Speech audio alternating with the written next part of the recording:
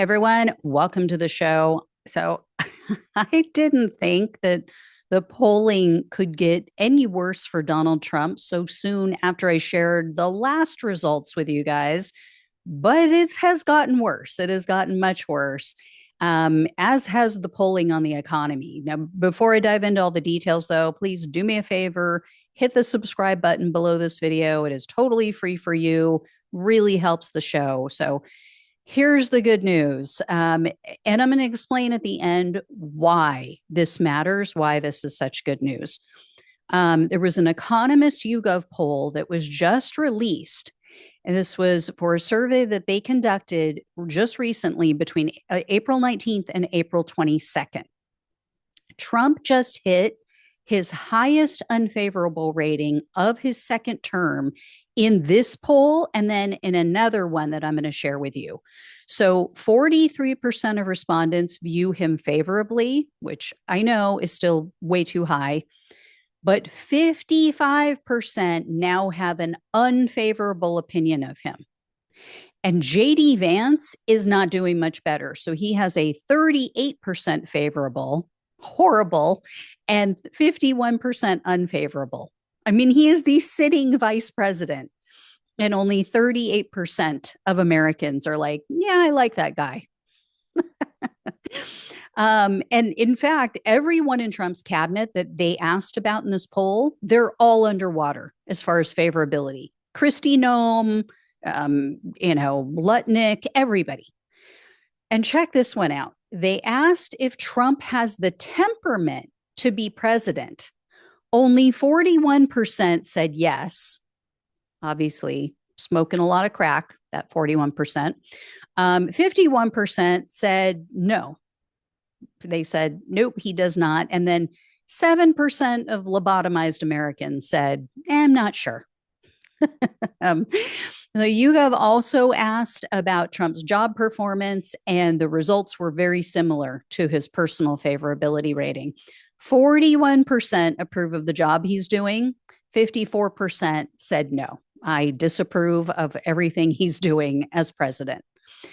And here's where it gets really interesting. So they asked about specific issues, and Trump is now upside down on his signature issue of immigration. So check this out. For the first time ever, Trump now has a negative approval rating on immigration. 45% approve, 50% disapprove.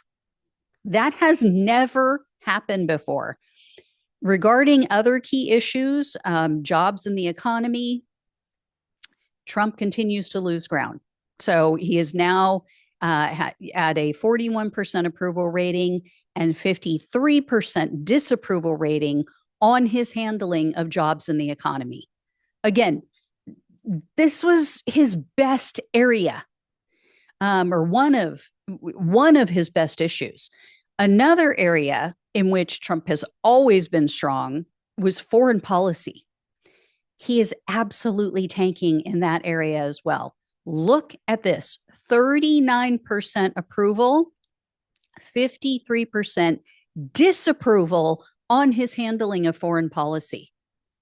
I mean, the top issues when they polled people before the election, in exit polls on the day of the election, people all said, there's just too much going on with foreign conflict. I think Trump would be stronger. He's going to calm things down. He's going to end the wars. I think he's going to do better on the economy. Look at how great he did in the economy in his first term.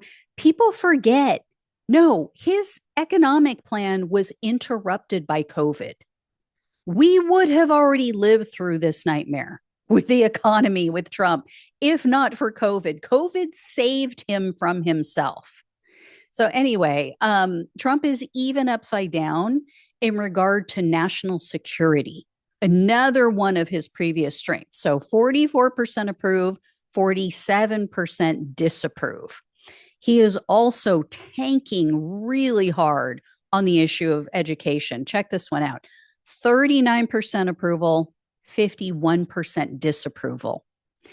And look at where he is on another issue that was one of his best. When YouGov asked about Trump's handling of inflation, only 37% approve, 57% disapprove. So that is his hardcore base. Like the only people who still approve of him on his handling of the economy and inflation is basically just his like complete cult base. This is why people voted for him. He is underwater 20% on inflation. That is brutal. I don't care how you how you try to twist this into a pretzel. That is brutal. And YouGov also asked about the state of the economy. A combined 76%, 3 out of 4 Americans say that the economy is either fair or poor at this time. And more of them said poor. And then when they asked, is the economy getting better or worse? A majority, 54%, said it's getting worse. And then YouGov asked, has Trump performed better, worse, or about the same as you expected when he first became president? 10% said it's a little worse than they expected. A plurality of 35% said, no, this is a lot worse than I expected. And when they asked how satisfied respondents were with Trump's first 100 days in office, a combined 55% said that they are not very satisfied or not satisfied at all. The largest group by far was not satisfied at all, 45%. And then YouGov asked respondents to grade Trump's first 100 days in office. Yeah, it's as bad as you'd expect. A plurality of 42% gave Trump an F. 42% say he is failing. And then only 20% gave him an A. And if you look at the crosstabs, this part's really interesting too. It shows even 6% of the people who voted for Trump in 2024 give him an F. That is, those have to be the swing voters in my mind. Those have to be the people who voted for Biden in 2020, took a chance on Trump in 2024 because they weren't happy about the economy. They weren't happy about Biden, having all of his issues and decline. So yeah, 6% who voted for Trump give him a failing grade. So, do the math on that. He won like 73 million votes. 6% is a hell of a lot of Americans who think that he is failing, who took a chance on him, who went with him not even a year ago, not even half a year ago. So, and if you look actually at the crosstabs on all of the questions, there is erosion. There is definitely erosion and negative answers coming from people who just voted for him in November. And this last question from this poll that I want to share with you is very interesting and I think very instructive for Democrats. YouGov asked them if Kilmar Obrego Garcia should be returned to the US. A majority, 50%, said yes. Only 28% said no. And of the people who said yes, this is the most eyebrow-raising part. 18% of the people who voted for Trump in 2024 are in agreement that Abrego Garcia should be brought back home. So this tells you Democrats, not only is it morally the right thing to do to fight for this man and to save American citizens from the same fate and make sure that we are following the rule of law and we have due process in this country, but it's also a political winner. It is also politically the right thing to do. So what this all tells me is there are some Trump voters out there. They're sitting around. They're sounding like David Byrne from the Talking Heads right now. Right? They're like, oh my God, what have I done? Letting the days go by. Like they're just like, what did I vote for? So for anybody who doubts that Trump regrets are real, not saying they all are, but yeah, there's a good portion of this country that regrets their vote. And this was just one of the horrific polls from this past week. So Pew Research also conducted a poll between April 7th and April 13th. They show Trump with a 40% job approval, 59% disapproval. That is the highest that I have seen so far in his second term. Just devastating to him. Almost 60% of the country, 6 out of 10 voters are like, no, don't like this guy. We're not even 100 days in. He's got to go. He has got to go. And by the way, that approval rating reflected a 7% drop. So Pew had conducted the same poll in February. And since February, his approval rating has dropped 7%. It's like, we're just at the beginning of this thing. And Trump's also upside down on his tariffs and his Doge cuts in this Pew survey. There was also a Reuters Ipsos poll that was conducted just recently. This one was slightly better for Trump. It's still not good, though. 42% approve of Trump's job performance, 53% disapprove. But respondents to the Reuters Ipsos poll, they were even more critical of his handling of the economy than even in the YouGov survey. So 37% approve of his handling of the economy, 51% disapprove. This is absolutely horrific. And in fact, he is, again, underwater in the Ipsos poll on every issue with the exception of crime. But even there, he's just breaking even. So it's 42 to 42%. And check out these economic outlook results from Gallup. Americans are now feeling more pessimistic regarding every key metric. So in every way that you measure, like how people are feeling about the economy, they're feeling very negative. And the numbers have basically flip-flopped since January. So for those on the podcast, I'm going to run through some of these numbers real quick. In January, 61% of Gallup poll respondents expected the stock market to go up a little bit or a lot. 6 out of 10 voters. Now, that is only 29%. It has dropped to less than half. Okay. And then 58% expect the market to go down. So almost completely flip-flopped. More respondents now expect interest rates to increase as well in the next 6 months.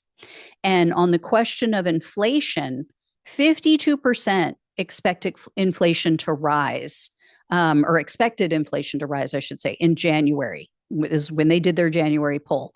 As of now, it's 63%. So it hasn't gone up a whole lot, 11%. I mean, that is a lot for only, less than 3 months. But I mean, unbelievable. So in the next 6 months, more than 6 out of 10 voters think that inflation is going to increase. Regarding economic growth, in January, 53% of respondents said that they expected economic growth over the next year because Trump was getting into office.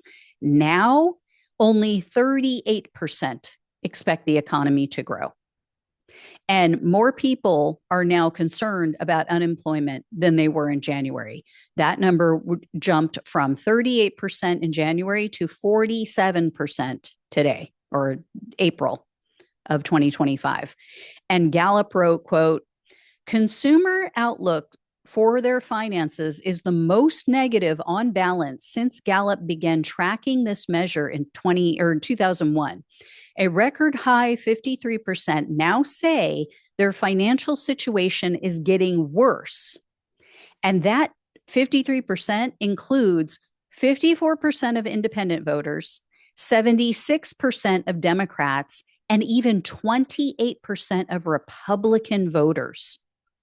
And 75% of respondents, 3 out of 4, say that the economy is either slowing or it's already in a recession or we're already in a depression. And as I said in the beginning, here's why all of this is so important, because I see a lot of comments from people saying, oh, who cares about polls? So what? He's already in office. He doesn't care, blah, blah, blah. You know who does care about polls? His allies in Congress, his allies in the media, also his allies in big business. Today I just saw an article that said that 2 out of 5 businesses, large businesses, are cutting back on LGBTQ. I don't know if it's, clothing in their stores or their promotion of Pride Month or what have you. They're only doing that because they fear Trump and because they falsely think he has this massive mandate. Okay. It's the same with members of Congress. I mean, there are so many of them who have admitted behind the scenes to reporters that, I only go along with all of this because I'm afraid. They go along with Trump's insanity and his lawlessness because they literally fear his supporters. Some of them have said, I have kids. And then, you had Lisa Murkowski, the senator from Alaska, the other day. She was at some event and admitted that, yeah, we're all afraid. So this is how you get rid of the fear, when they realize that he doesn't have the power that they think he does, or they currently think he does, and that he always thinks he does. And there are a lot of people, corporations especially, who started bowing down to Trump after he won because, again, they thought he had some giant mandate from the public. So if these groups, if these people start to see how unpopular he is, Trump loses his power over them. They will start to maybe do the right thing. It's also important for the midterm elections. And for anybody who says, oh, well, he's going to rig the midterms and blah, blah, blah, we're not going to have elections. Remember this, okay? First of all, this will help with making sure we have free and fair elections, because the Republicans want to get rid of him. No matter what they say in public, they want him gone. They want to defang him so that they can do what they want, because they don't like what's going on right now. They don't like the tariffs. They don't like having people pissed off at them, especially corporations and their wealthy donors. They're not happy about all this, but they're not going to speak out until they see that Trump has lost some of his bite, until they see he's lost some of his popularity. And they will help to enact or enable free and fair elections. And remember, our elections are decentralized. That means every state pretty much has a different process and procedure. They have different voting machines and different software. And if Trump had a way to rig elections, he would have done that this year. We had the special elections in Florida. They wouldn't have been as close as they were if he could rig elections. He didn't want that. He didn't want people seeing that he's losing some of his, power and king-making status. The conservative judge in Wisconsin would have won if they could have rigged the election. That was for the state Supreme Court race. But instead, the liberal judge won. So just keep that in mind. And it creates, as I've mentioned before, it creates this permission structure for more people to go, okay, I'm not alone. I can speak out. I can start saying what I really think of Trump and what he's doing, because, yeah, he's not as popular as he once was. I mean, this is why all these male comedians in the manosphere, all the ones who have podcasts like the Joe Rogans and, the Andrew Schultz of the world, this is why they went along with it. I mean, they're just followers. They're weak sheep followers. They saw that, oh, there's this sea change. Oh, there's this vibe shift. Everybody's all excited about Trump. That's why they went with him, not because they care about what he's doing, not because they care about the government or democracy or, anything real, any policy issues. They went with him because it was the vibe of the day. It was what their audience wanted them to do. So, as soon as that starts to shift, as we're now seeing, they will shift too. And unfortunately, they have a lot of influence. They have a lot of followers and a lot of influence. Anyway, guys, I will let you know when I hear more good news because I guarantee these numbers are not getting any better anytime soon. So I'll keep you posted. Thank you all so much for watching and listening. Please like, please share, and subscribe. Please donate if you can. Love you all. Take care. Talk with you soon.